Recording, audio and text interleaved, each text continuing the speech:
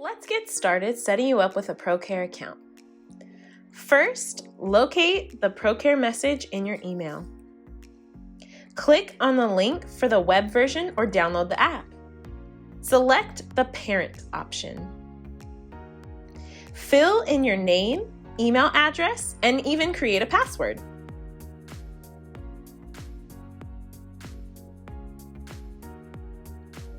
Click the Add Child button.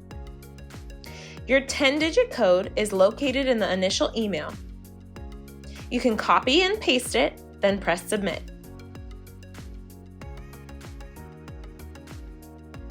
Move on to the Documents tab where you can get started on the re-enrollment packet. Using the Annotate function, you can freehand any of the short initial sections.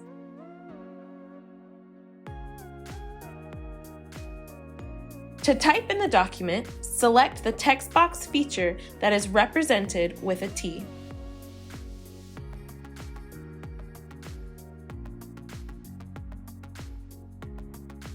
After you have completed the document, scroll to the bottom of the website and click Submit.